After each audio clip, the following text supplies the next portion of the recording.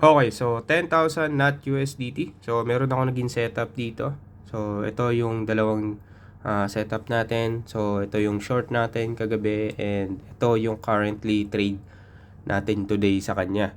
Ngayon, explain ko lang kung bakit ako nag-short dito and bakit tayo nag-long position dito, no? So ito yan yung kagabi. Ito. So inabangan natin yung reaction dito sa 15 minute supply and target natin dito is yung 1 hour demand. Ngayon, explain ko lang kung bakit ako nag-short position. Kasi kung titignan nyo, dito sa 4-hour time frame, nagkaroon na siya dito ng reaction dito sa demand. So, yan, yung demand. So, ibig sabihin, nagkaroon na siya ng correction. Kaya, bumaba tayo in 1-hour time frame para mas ma-zoom in natin kung ano yung possible na mangyari. So, ito yung 1-hour demand natin dito. So, ito yung target natin, yung before, yung pinakita natin sa group. So, ngayon, andito pa lang siya, di ba? Yung pinakita natin kagabi sa group. So, possible balikan nitong 15 minute supply. So, ibig sabihin, bumaba pa lang siya dito. Kaya nag-risk entry tayo dito. So, ano ba yung sinasabi nating risk entry? So, ito yung hindi mo naantayin yung confirmation. So, kapag maganda yung reject, mag-entry ka na agad dun sa supply. Meron naman, dalawa kasi yun eh. Risk entry or confirmation. So, kapag confirmation, so kapag walang sweep, so antay mo yung retest.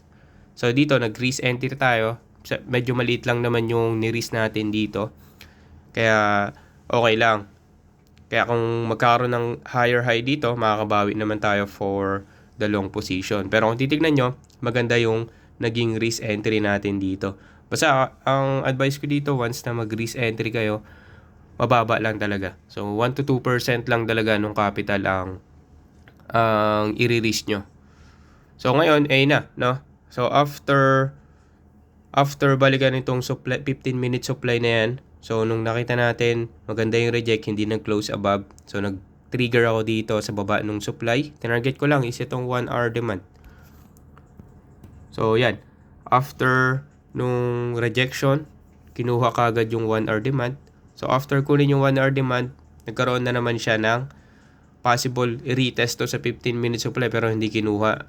Bumalik ka agad dun sa 1 hour demand. So, nung bumalik na sa 1 hour demand, bumaba siya ulit, i-retest, nag-trigger na tayo dito. So, ngayon, ito yung currently trade natin. Target lang natin dito is yung previous higher high. Kasi sa 1 hour time frame, uptrend pa rin yung market. So, from this higher high, nagkaroon ng higher low, another impulsive move, higher high. So, ito is possible higher low. Kasi correction to. Ito is a correction. Possible higher low. Mag-create ulit yan ng another higher high. So, balikan natin mamaya si 10,000 not USDT kung magiging successful ba to. Pero for me, possible SL na ako dito sa break even para at least pre-trade na ako dito.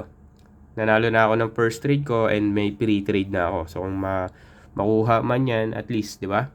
Safety na tayo. So, yun. I hope may natutunan kayo ulit mga boss. So, saludo.